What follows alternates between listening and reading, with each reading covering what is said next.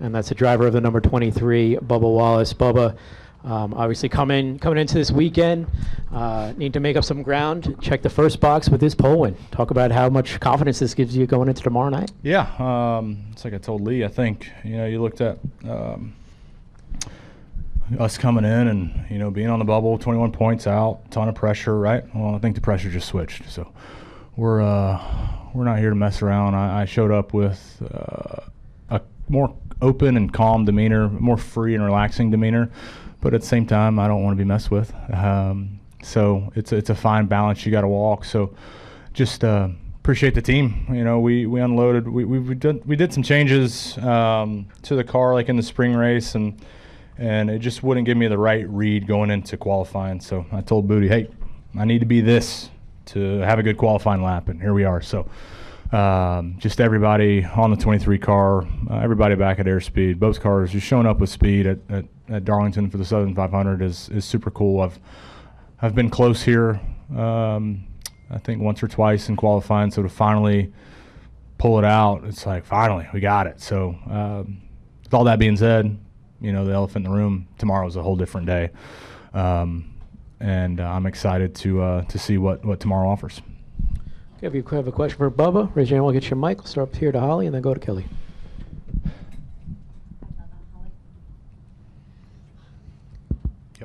Holly Kane with the NASCAR Wire Service.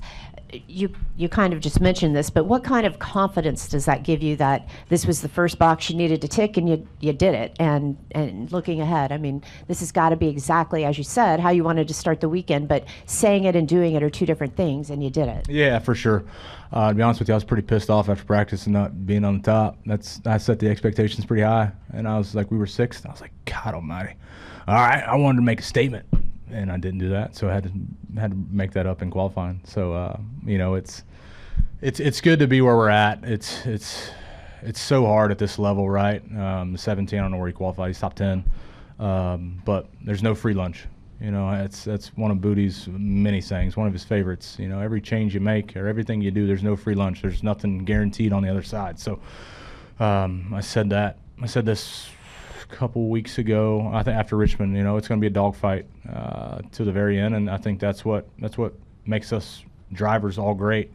Is we are excited to show up and compete and put it all on the line for our team, our sponsors, our people that are working on these cars, and we get to do that tomorrow here in Darlington. So the confidence is there. I get to get humbled here in the next couple hours, going back to race legend car tonight against Keelan. So yeah. I'll tell him I got a Southern 500 pole. He doesn't.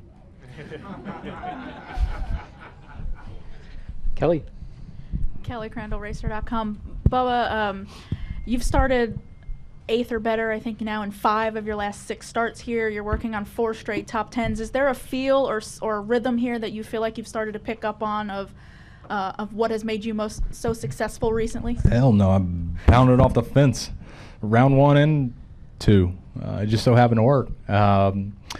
It's this sport is where we're at now is so data driven, and Denny talks about that a lot. How much we dive into data, and it took me a while to just get on board with that. But knowing how much vital information there is inside of all that data, now you can get a little too much into the weeds, and so you have to kind of pick and choose. But we've been really good here in qualifying.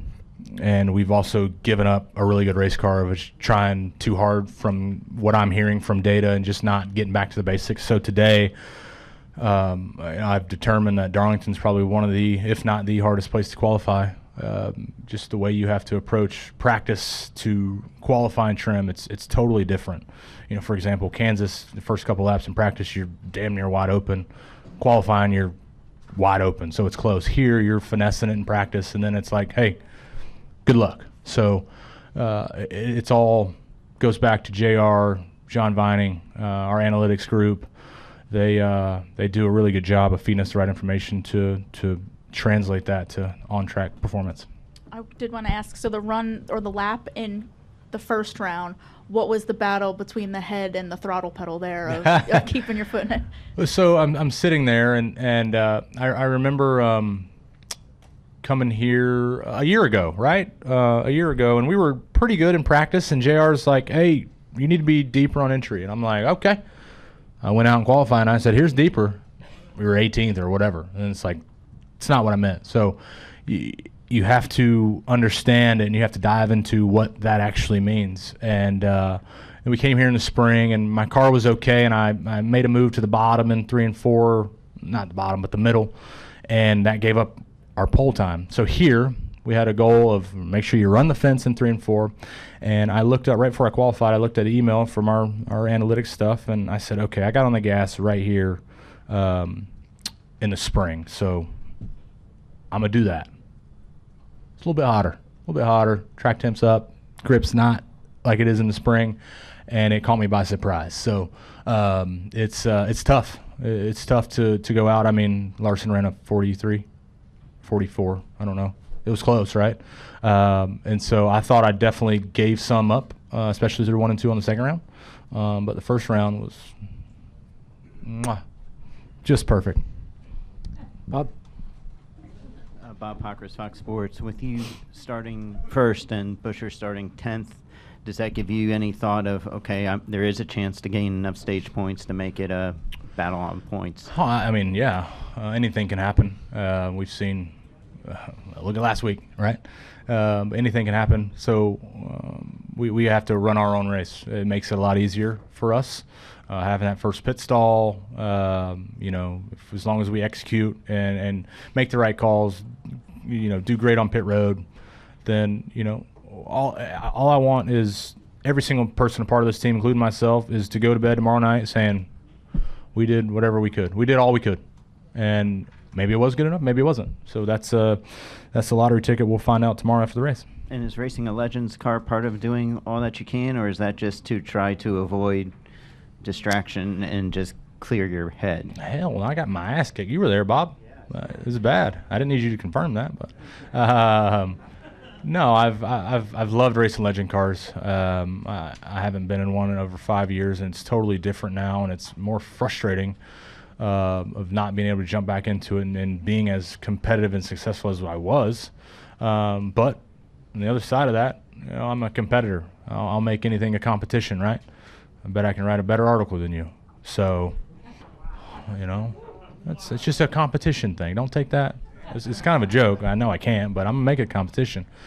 But it's just that side of it is competing and having fun with it all and being around the kids there. And, it was funny. We were talking about qualifying in the legend car, and I said, y'all ain't got nothing on qualifying in Darlington. And I was giving them just a little flavor of, the difference between groups and what you have to do in the car. And I'm glad I told them somewhat of the truth because it ended up working out today. But just going over there to race legend cars to have fun.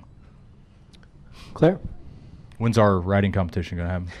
Whenever our photo competition. Aha! Okay, fair. Notice how he didn't say driving because he's already lost on that one. You never know.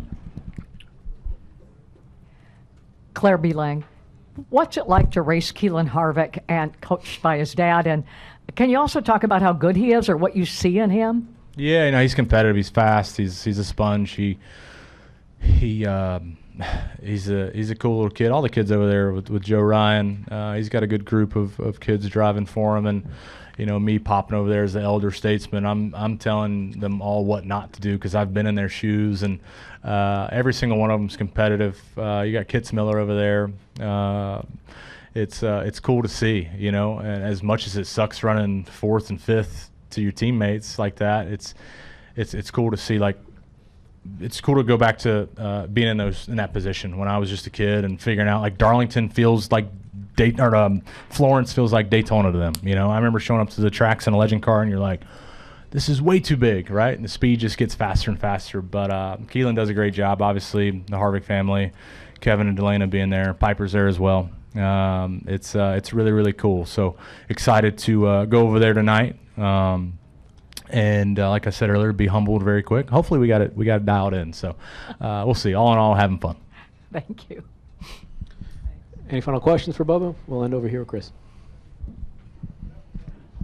Chris Weaver, Fox 8 High Point. Bubba, talking about going and racing other places like Florence. Well, you're going to start next season at Bowman Gray, a place where you've run in the K&N Series a couple of times. I think you finished 6th and 2nd there. when you think about that and you think back on that experience at Bowman Gray and how those races went, what do you expect on February the 2nd at Bowman Gray Stadium when y'all show up? Ooh. Well, hopefully that's for the Clash, right? Yeah. That was obvious when they said they purchased a few months ago. Everybody knew that. I don't know why they waited on announcing that. But man, driver intros for Bubba Wallace is going to be incredible there. I can't wait.